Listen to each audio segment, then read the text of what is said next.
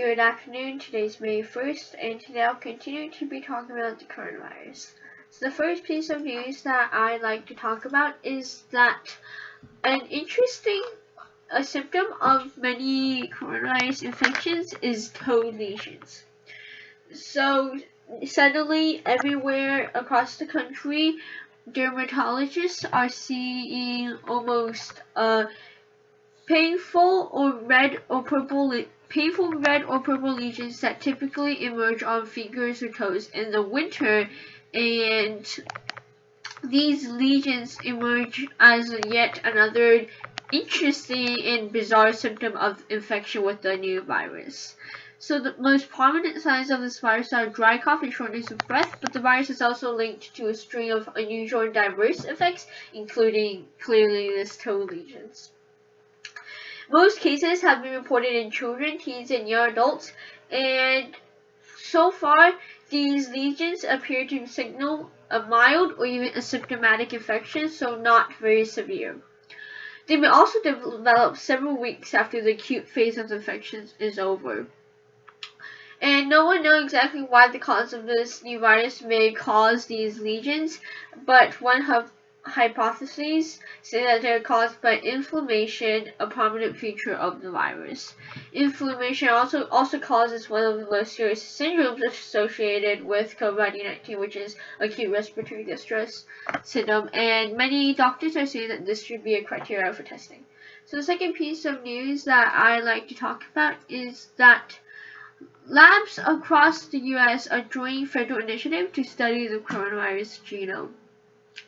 The CDC announced on Thursday to speed research into how the coronavirus was spreading, bringing together at least 75 public health, academic, and commercial institutions studying its genome. And while historic laboratories studying the genomes of pathogens release only general information about them, recent years with foodborne illnesses that officials realize that publicly sharing gene sequences allowed scientists to find links with greater speed and react to save lives, which we obviously need here in the pandemic. Gene sequences are also shared to help track influenza and have been used to respond to Ebola outbreaks. Participating labs in this research have pledged to release their information into the public domain quickly and in a standard way, part of an initiative called Spheres for Sequencing for Public Health Emergency Response, Epidemiology, and Surveillance. I personally think that with these research, we can perhaps find new vaccines or treatments. Also, we can learn about the origins and the spread of the virus all across the country. And I think this is going to be really helpful, as they're actually sharing this with the public, who are often ignored in this pandemic, or have been ignored in the past.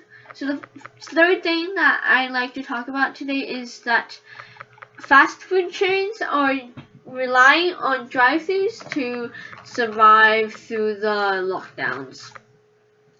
And over the last month and a half, the coronavirus pandemic has forced small independent restaurants to close, and the nation's drive-thrus have continued to churn out orders while the main stores have closed.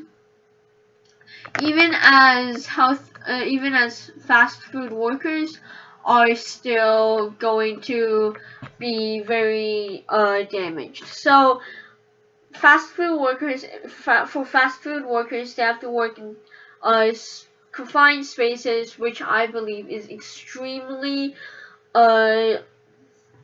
dangerous to work, because they cannot practice social distancing, and they have to come in close contact with the customers.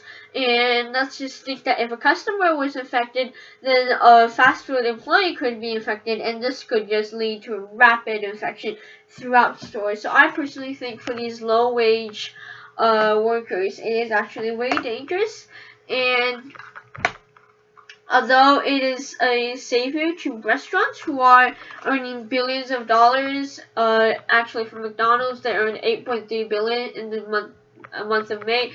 But so that it is, the drive-thrus are extremely helpful to the stores to keep them alive, but for the workers and employees, not so much. That's it. Thank you for listening, and have a good day. Thank you.